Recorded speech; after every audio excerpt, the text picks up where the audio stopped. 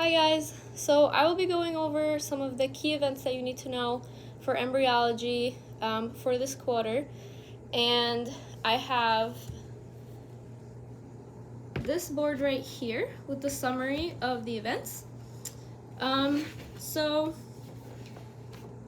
starting from here, so these are all actually in order. First, we'll have fertilization, which I won't go into too much details about because you have so many resources that you can find online that do a great job of explaining that. There are a lot of animations and a lot of resources that will help you visualize the process.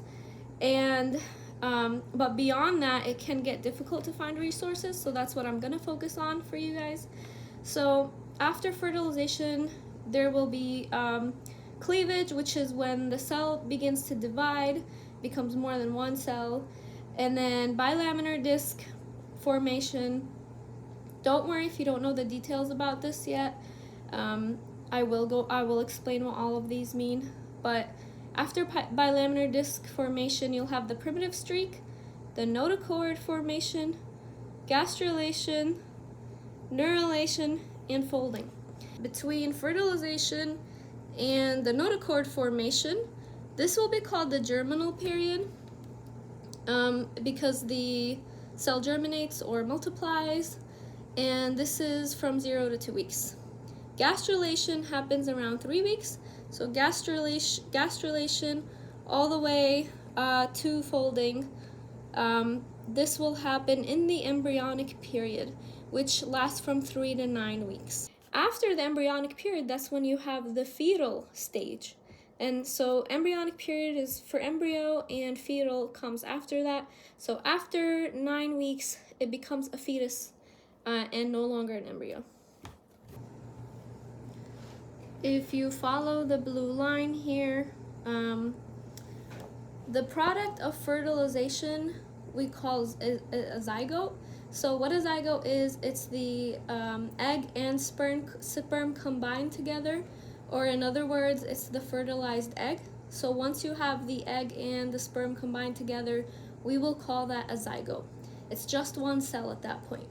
It will divide and it will become 2 cells around 30 hours later, and then it will become 4 cells, 8 cells. All of these will still be called a blastomere. Note that when it divides, the size of the cell, or the size of the, I don't know if we would call it an embryo at this stage, but the size will remain the same. It's just that the cells are dividing more. This is all the way going down to the very last stage here of cleavage, which is morula, and this is when there are 16 cells.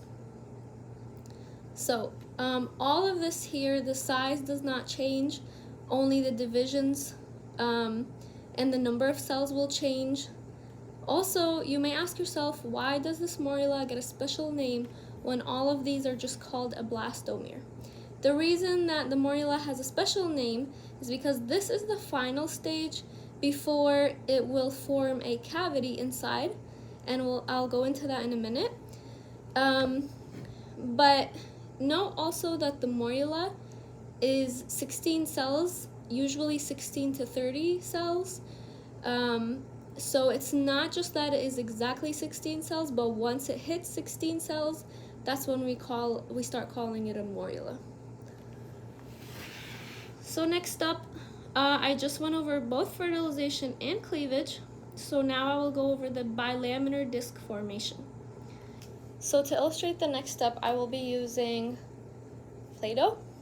So imagine that this is the embryo. If I open the embryo, I will show you what we should find inside. So we should find something that looks like this inside it. It will not be this big, relatively speaking. This is just large so that I can explain to you what it is, but normally it'll be much smaller than that. But so you can imagine that that is inside this outside covering. So this outside covering right here is called the cytotrophoblast. So this is the cells that are making the outer covering, basically, of the embryo. And on one side of the embryo, specifically the side where we will have this right here, which I will explain to you in a minute what it is. But specifically on this side, this part right here will implant into the uterus. And how it implants is there are these like little microvilli that I'm pinching and making right now, like little villi. They're not, I don't think they're called a microvilli, but they are very micro. So these little villi will attach to the wall of the uterus. Once they attach and implant, we'll call that part of the uterus the decidua. Also to note, I forgot to mention that fertilization happens in the uterine tube, so know that very well. Fertilization does not happen in the uterus, it happens in the uterine tubes. And in quarter 2, you will learn specifically which part of the uterine tube it will be coming from. But implantation happens around day 6 to 8, and estimation changes based on what resources you're looking at. But once implantation happens, again, we call the uterus decidua. And the part of the embryo that attaches right here, we will call it the syncytotrophoblast. Syncytotrophoblast. That one's a tongue twister. Syncytotrophoblast. If we break up what it means, the word separately, syn comes from a Greek prefix meaning together. Syncytoblast is, like I just mentioned, the cytotrophoblast right here. So this is syncytotrophoblast. So together, because it brings the embryo together with the uterus. And tropho actually comes from nutrients. And the reason why is because this is, part of this will become the part of the embryo that attaches to the mom in the placenta. So we call it syncytotrophoblast right here, and the rest of this is a cytotrophoblast. These cells will have aggregated here and started to differentiate into this. What this is conventionally speaking, we represent blue, we represent epiblast with the color blue and hypoblast with the color yellow. So this will be the epiblast, the blue part, and then the hypoblast will be the yellow part right here. So if I were to take this outside of this, just to explain to you what this is basically. So let's say that I make a cut through this, right? I'm gonna make a cut on each side of this to show you what this is.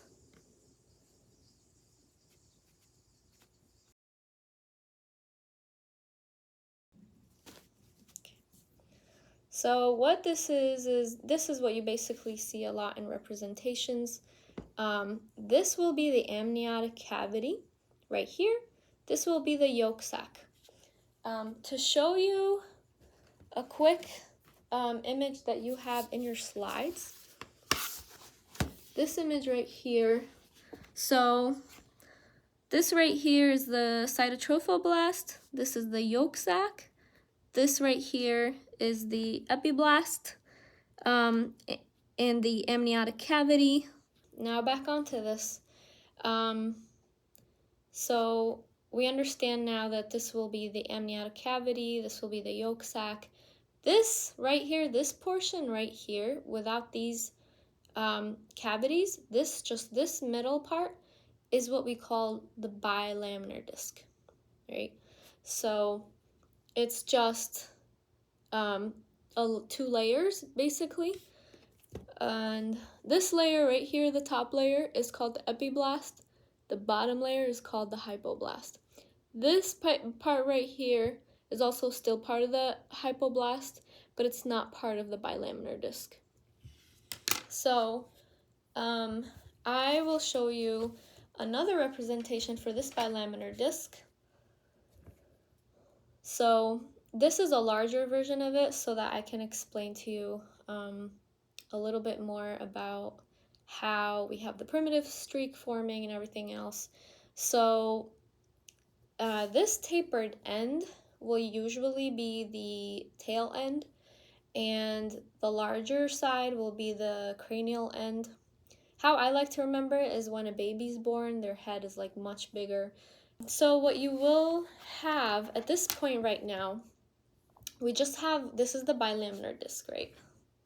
Comparing to this. It's just this middle part magnified.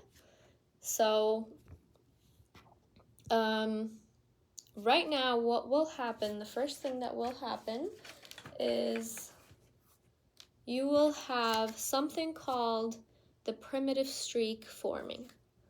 And what I'm gonna do is the primitive streak will just basically be forming right here from the caudal end, really.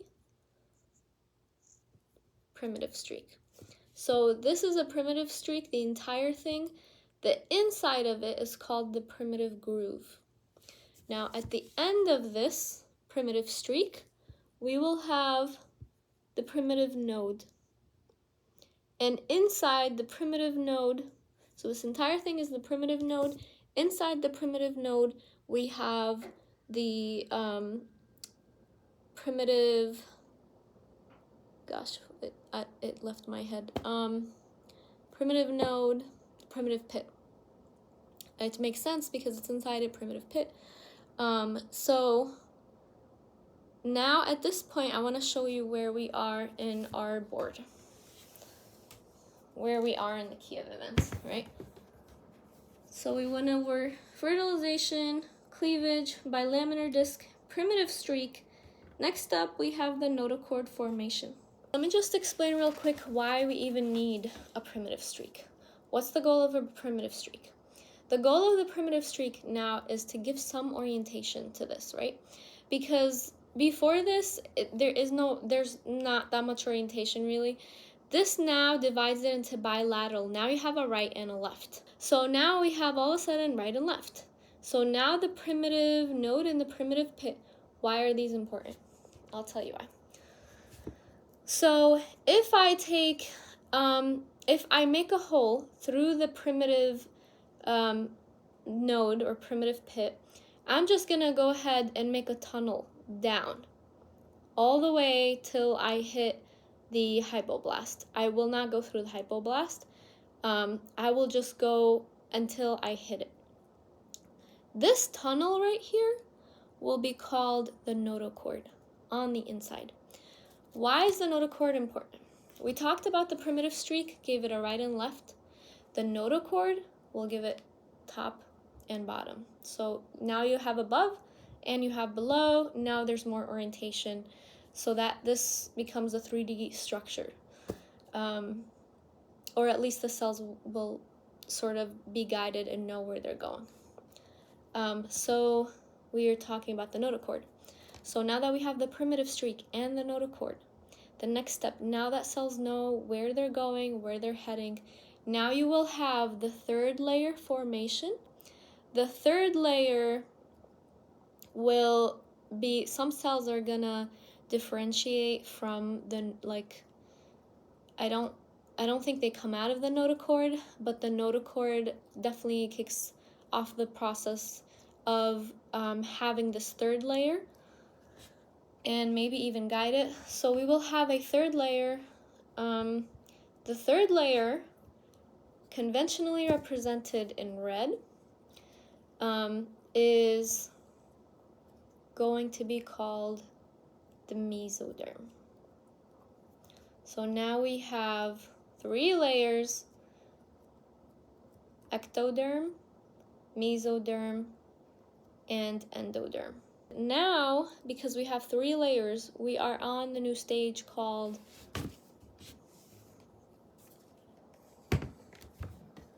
gastrulation.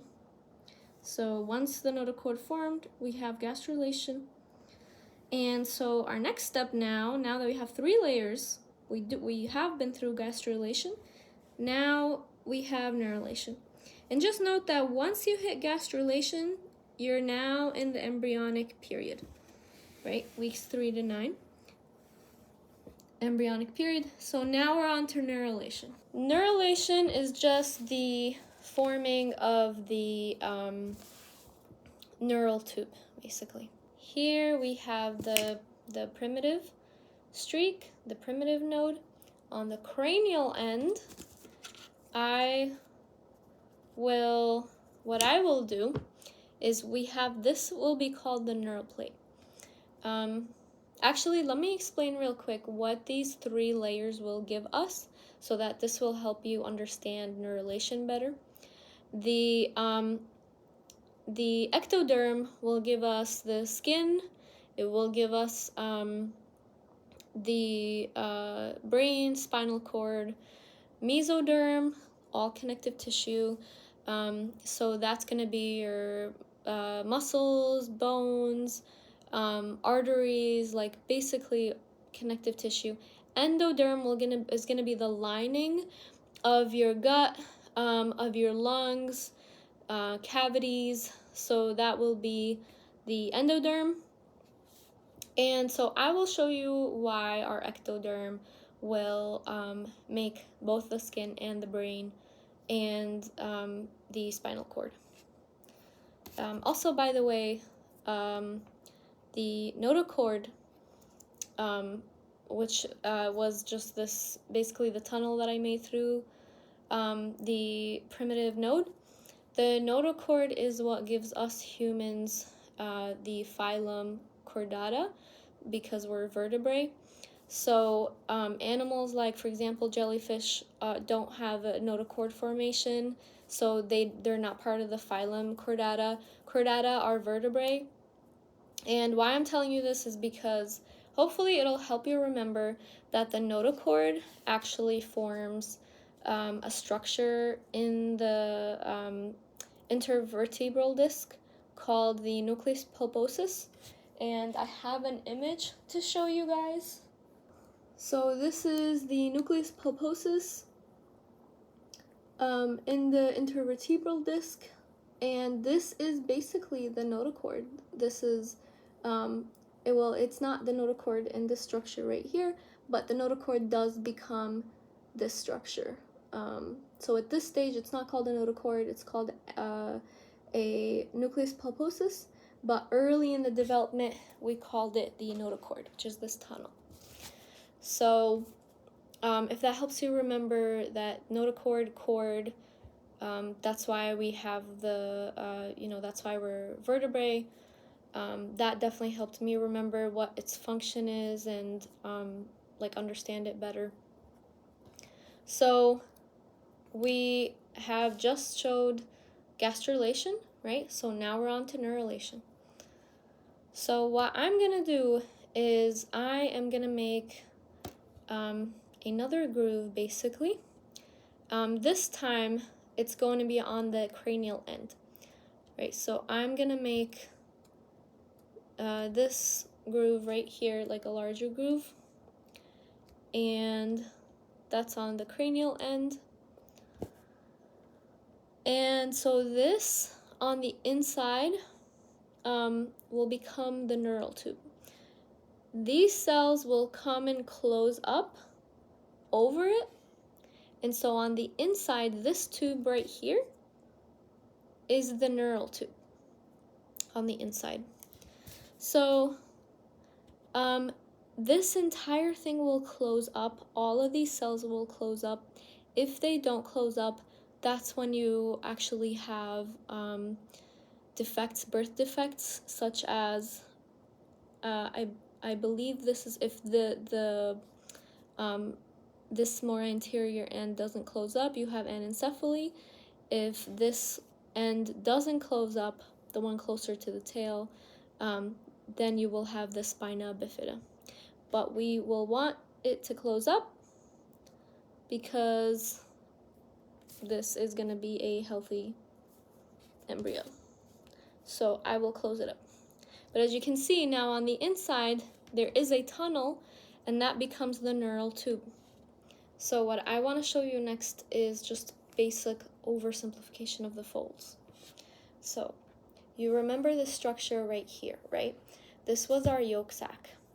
Now this structure should have a third layer in the middle, which is our layer right here. So the mesoderm. So what's going to happen is simultaneously this embryo will fold in two different dimensions. So you will have it fold on the cranial end and the tail end, right? This is, remember, where we had our primitive streak and the neural tube that is now closed. It will make a fold this way simultaneously. It will also fold laterally, so you will see it folding this way laterally. So this is lateral folding. I believe this folding is called the longitudinal. So you can see now why the ectoderm is basically the skin, because it covers the entire thing. And you now also understand why the ectoderm is why it makes up the neural tube, which will later become the brain and the spinal cord.